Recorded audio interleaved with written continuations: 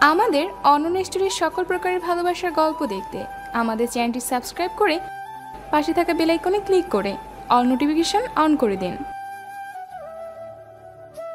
মিমির সাথে আজকে আমার শেষ দেখা, অর্থাৎ আজকে আমাদের ব্রেকআপ হয়ে যাবে। কোনো কারণ ছাড়াই ব্রেকআপটা হবে। বেশ কিছুদিন যাবৎ মিমি আমাকে এড়িয়ে চলছে। কল দিলে ব্যস্ত, মেসেজ দিলে সিন করে রাখতো, রিপ্লাই দিত না। সারাদিনে নেটে অ্যাক্টিভ থাকে, অথচ আমি মেসেজ দিলে কোনো রিপ্লাই দেয় না। যেই মিমি আমাকে ছাড়া অন্য কিছু কল্পনাও করতো না, একদিন কল না দিলে পাগল হয়ে যেত, একদিন দেখা না করলে কল দিয়ে কান্না করত। আর সেই মিমি আমাকে দিনের পর দিন এড়িয়ে যাচ্ছে। তাই কালকে রাতে কল দিলাম, বাট কল ধরে না। পরে মিমির আম্মুর নাম্বারে কল দিয়ে ওর সাথে কথা বলি। মিমি সোজাসুজি আমাকে বলে দিয়েছে সে আমার থেকে মুক্তি চায়, আমাকে আর তার সহ্য হয় না। আমি কল না দিলেই সে অনেক খুশি হবে। অনেক অনুরোধ করে আজকে শেষবারের মতো দেখা করতে বললাম, আর এটাও বললাম আজকে যেন আমার সাথে ব্রেকআপ করে দেয়। কল কেটে দিয়ে সারা রাত কান্না করলাম। মিমির স্মৃতিগুলো মনে করতে করতে কখন যে ঘুমিয়ে গেছি মনে নেই। আজকে বিকেলবেলা রেডি হয়ে আমি মিমির পছন্দের সেই জায়গায় চলে গেলাম যেখানে আমরা প্রতিদিন সূর্যাস্ত দেখতাম। আজও সেখানে চলে গেলাম। প্রতিদিন মিমি আমার জন্য অপেক্ষা করত, দেরি হলে কানে ধরাতো।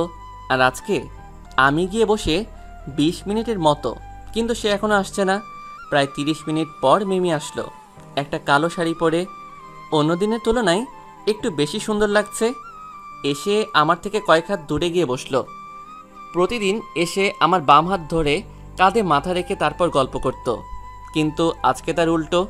আমি চুপ করে বসে আছি। একটু পর মিমি বলল, বল কেন ডেকেছিস? তোর এত দেরি হলো যে? বাসায় কাজ ছিল। কি বলবি তাড়াতাড়ি বল। আমার বাসায় কাজ আছে। মাত্রই তো আসলি, একটু বস। বললাম না আমার কাজ আছে। কি বলবি বল। আমায় ছেড়ে থাকতে পারবি? দেখ, তোর এসব আলগাপিরিত দেখার জন্য আমি আসিনি। আর হ্যাঁ শোন, আজ থেকে আমার সাথে কোনো যোগাযোগ করবি না। তুই ডিস্টার্ব না করলেই আমি খুশি হব। আমাকে আমার মতো থাকতে দে। আজ থেকে আমাকে কোনো কল বা মেসেজ দিবি না। এই কথাগুলো বলে মিমি হাঁটা দিল। দাঁড়া। বল। নিজের খেয়াল রাখিস, পারলে ক্ষমা করে দিস। মিমি আর কিছু না বলে হাঁটা দিল। আমি ওর চলে যাওয়ার দিকে তাকিয়ে আছি। একটু পর চোখগুলো ঝাপসা হয়ে আসলো। নিজের অজান্তেই চোখ দিয়ে পানি বের হতে শুরু করলো। আমি হারিয়ে গেলাম আজ থেকে 4 বছর আগে, যেদিন প্রথম আমার আর মিমির পরিচয় হয়। আমি আশিক, ইন্টারমিডিয়েট পাশ করে গ্রাম থেকে ঢাকা আসি পড়ালেখা করার জন্য।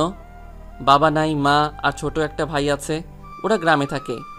আমি টিউশনি করিয়ে নিজের খরচ নিজেই চালাই, বাড়তি টাকা বাড়িতে পাঠাই। এভাবেই দিন যাচ্ছিল।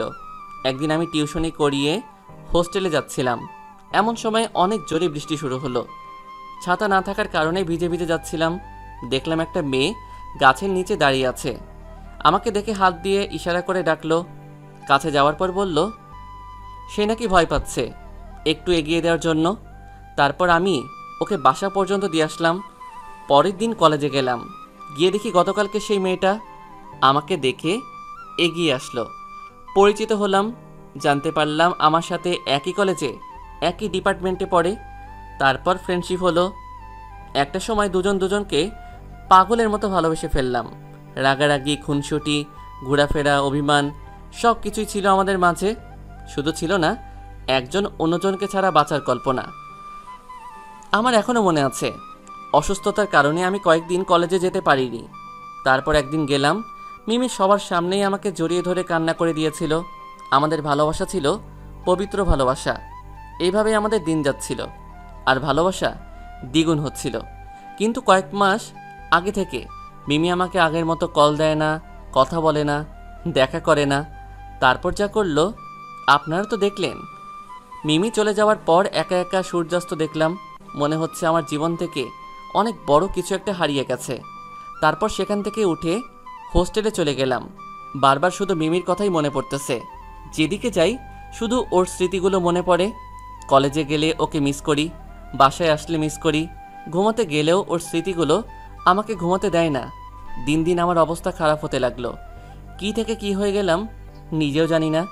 একদিন রাতে আমি বসে বসে নেশা করতেছি, এমন সময় আমার রুমমেট আয়মান আমার পাশে এসে বসলো।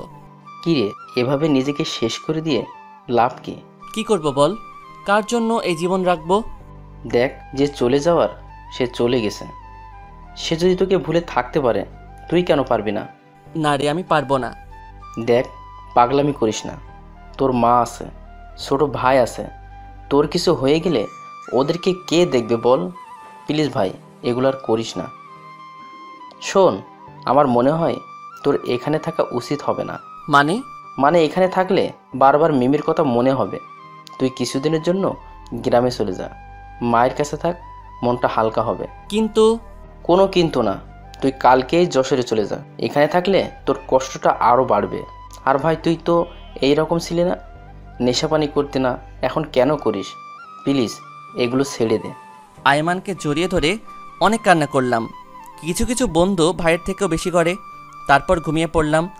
পরের দিন ঘুম থেকে উঠে দেখি আয়মান নাস্তা নিয়ে বসে আছে। তারপর দুজনে নাস্তা করে নিলাম, কাপড় চোপড় সব কিছু গুছিয়ে নিলাম। তোর টিকিট আমি কেটে রাখছি। কখন কাটলি? ভোরবেলা ঘুমাইছিলি, এই নে টিকিটটা ধর। তারপর ব্যাগপত্র নিয়ে হোস্টেল থেকে বেরিয়ে গেলাম। আয়মান আমার সাথে বাস স্টপ পর্যন্ত আসলো। তারপর আমাকে বাসে উঠিয়ে দিয়ে চলে গেল। আমি বারবার এদিক ওদিক তাকাচ্ছি। ব্যস্ত শহরে আমার স্মৃতিগুলো বারবার উকি দিচ্ছে। এরপর বাড়িতে চলে আসলাম। মা আর ভাই দেখে জড়িয়ে ধরল। কিরে বাপ, তোর এই অবস্থা কেন? কি, আমি ঠিক আছি? না, তুই ঠিক নাই। চেহারার এই অবস্থা করলে কি করে? পড়ার চাপে ছিলাম। তারপর আরও কিছু মিথ্যা বলে ঘরে গেলাম। সেখানেও শান্তি লাগছে না। বারবার মিমির কথাই মনে পড়তেছে। মা আমার মুখের দিকে তাকিয়ে সব বুঝে গেছে। বারবার জিজ্ঞেস করার পরেও আসল কথা বলিনি। এভাবে দিন যাচ্ছিল। দেখতে দেখতে 2 মাস চলে গেল। আয়মান কল দিল সামনের সপ্তাহে এক্সাম, ঢাকায় চলে যাওয়ার জন্য। আবারও ব্যস্ত নগরী আমাকে ডাকতেছে। যেতে ইচ্ছে করছে না, কারণ ওখানে গেলেই আমি নিজেকে ঠিক রাখতে পারি না। তাও চলে গেলাম। পরীক্ষার কিছুদিন পর আমি টিউশনি করিয়ে হোস্টেলের দিকে যাচ্ছি, এমন সময় মিলির সাথে দেখা হয়। আরে আশিক ভাইয়া, কেমন আছো? আছি, আল্লাহই রাখছে। তুমি কেমন আছো? আছি। জানো, তোমাকে কত খুঁজেছি, কলেজ থেকে শুরু করে তোমার বাসা, টিউশনি, সব জায়গায়। এখন তো দেখা হয়ে গেল, বলো কেন খুঁজেছিলে? এই নাও। কি এটা? খুলে দেখো।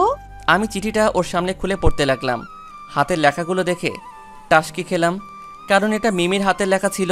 আশিক, তুই যখন চিঠিটা পড়বি তখন হয়তো আমি আর এই জগতে থাকবো না। থাকবে আমার কিছু স্মৃতি। যেদিন তোর সাথে বৃষ্টিতে ভিজেছিলাম, সেদিনে আমি তোকে আমার এই মনটা দিয়ে দিই। তুই যখন আমার বাসার সামনে থেকে চলে যাচ্ছিলি, আমি তোকে ফলো করে তোর সব ডিটেলস নিয়ে নিই। তারপর তোর ক্যাম্পাসেই অ্যাডমিশন নিই। তোর মনে আছে তোর সাথে আমি যেদিন সূর্যাস্ত দেখেছিলাম, সেদিন তুই আমার চুলগুলো খোলা আকাশে ওড়াতে বলেছিলি। আর সেদিন থেকেই আমি সব সময় তোর সামনে চুল খোলা রাখি। আমার যখন মন খারাপ হয়, তোর কথা ভাবতে থাকি, তখনই আমার মন ভালো হয়ে যায়। আমারও ইচ্ছা ছিল তোর সাথে সারা জীবন কাটানোর, কিন্তু কি করব বল? একজন মানুষ তো সব কিছু পায় না। আমিও না হয় তোকে এই জগতে পেলাম না। তোর হয়তো মনে হবে আমি অন্য কারোর সাথে রিলেশনে জড়িয়ে গেছিলাম, যার কারণে তোকে সব সময় অ্যাভয়েড করতাম। কিন্তু বিশ্বাস কর, এগুলোর কিছুই ছিল না। তোর প্রতি আমার ভালোবাসা কখনো কমেনি, বরং বাড়তেছিল দিনের পর দিন। আমারও ইচ্ছা ছিল তোর পাশে বসে সারা জীবন সূর্যাস্ত দেখব, কিন্তু দেখ আমার ভাগ্য কত ভালো, এই চাওয়াটুকুও আমার কপালে ছিল না। মরণ ব্যাধি, ক্যান্সার সব কেড়ে নিয়েছে আমার জীবন থেকে। আমার ক্যান্সার হয়েছে, ডাক্তার বলেছে 3 মাস হাতে সময় আছে আমার হাতে। আমি তোকে শোনাইনি, কারণ তুই ভেঙে পড়বি তাই। তুই যদি ভেঙে পড়িস তাহলে তোর ফ্যামিলি কে দেখবে? জানিস, আমার ইচ্ছে ছিল জীবনের শেষ 3 মাস তোর সাথে কাটাতে, কিন্তু পারিনি। আমি তোকে এড়িয়ে চলেছি, যাতে তুই আমাকে ছাড়া থাকতে শিখে যাস। তুই ভাবতি আমি সারাদিন নেটে কী করতাম? আসলে কারোর সাথে চ্যাটিং করতাম না, ক্যান্সারের ভালো কোনো ট্রিটমেন্ট আছে কিনা সেটাই খুঁজতাম। সারাদিন কল দিয়ে অনেকের কাছে টিপস নিতাম। তুই ভাবতি আমি অন্য কারো হয়ে গেছি। আমার মৃত্যুর আগে তোকে শেষবারের মতো দেখতে চেয়েছিলাম। পরে মিলি খোঁজ নিয়ে দেখলো তুই নাকি চলে গেছিস। দেখ, আমার কপালটা কেমন, যাকে ভালোবাসলাম তাকে দেখেই মরতে পারলাম না। এই শোন, আমার কথা মনে করে কাঁদবি না, একদম একদম কাঁদবি না। আমার কসম তুই কাঁদবি না। আমাকে মাফ করে দিস। জানি আমি যে অন্যায় করেছি সেটা ক্ষমার যোগ্য নয়, তবুও বলছি আমাকে মাফ করে দিস। আর হ্যাঁ, নিজের খেয়াল রাখবি, সব সময় হাসি খুশি থাকবি। তোর মায়ের স্বপ্ন তোকে পূরণ করতেই হবে।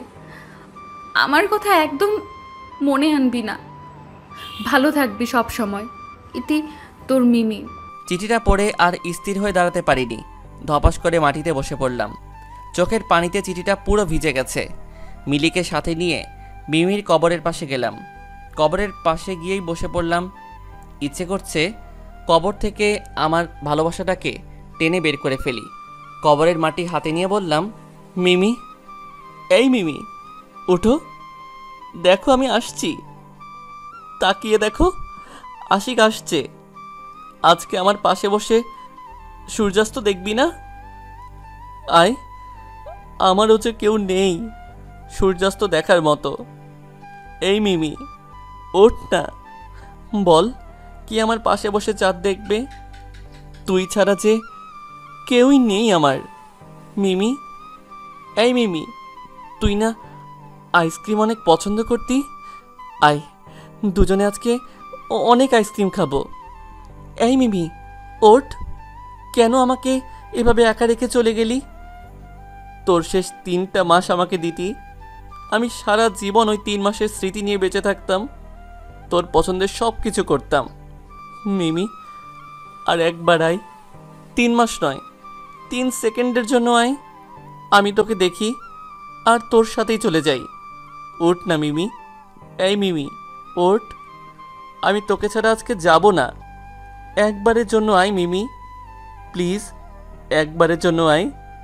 দেখ আমি এখনো দাঁড়িয়ে আছি, আয় না মিমি। আর কোনো কথা আমার মুখ দিয়ে আসছে না। ঝাপসা চোখে তাকিয়ে মিলিও কাঁদছে। আমার কাছে এসে কাঁধে এসে হাত দেয়, তারপর ইশারায় বলে চলে যেতে। কিন্তু আমি তো আমার মিমির কাছ থেকে যাব না। আমি শক্ত করে ধরে রাখছি মিমির কবরের বাঁশের বেড়াটা।